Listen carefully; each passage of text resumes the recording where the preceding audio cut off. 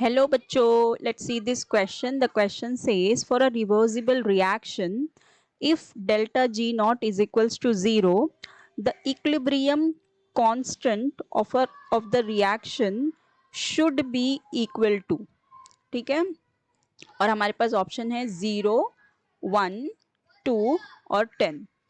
सो हमें इस क्वेश्चन में क्या बोला गया है, हमें ये कह रहा है कि हमारे पास एक रिवर्सिबल रिएक्शन है और हमारे डेल्टा जी नॉट की वैल्यू है इज इक्वल्स टू 0. ठीक है, if our delta G naught is equals to 0, the equilibrium constant, ठीक है, the equilibrium constant of the reaction should be equal to. तो हमें किसकी वैल्यू फाइंड आउट करनी है, हमारे के इक्विलिब्रियम की.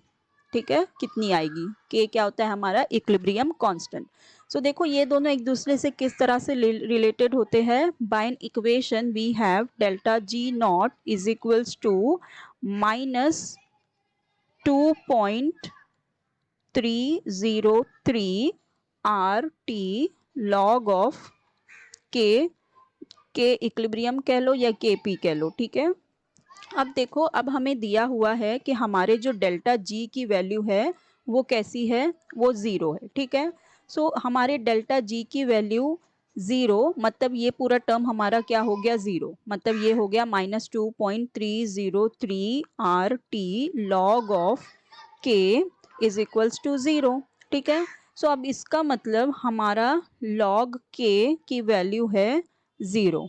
ठीक है, अब लॉग के की वैल्यू 0 कब होगी, जब हमारा के इक्विलिब्रियम क्या होगा, 1 होगा. करेक्ट ना, लॉग के मतलब 0 आया, हमारा ये टर्म पूरा क्या दी हुई है 0. तो अगर हम इसको हटा दें, मतलब लॉग के इज इक्वल्स टू 0 है हमारा, और लॉग के इज इक्वल्स टू 0 कब होगा, जब हमारा के इक्विलिब्रियम 1 होगा. ठीक है, सो हमारे इक्विलिब्रियम कांस्टेंट की वैल्यू क्या आ जाएगी, 1.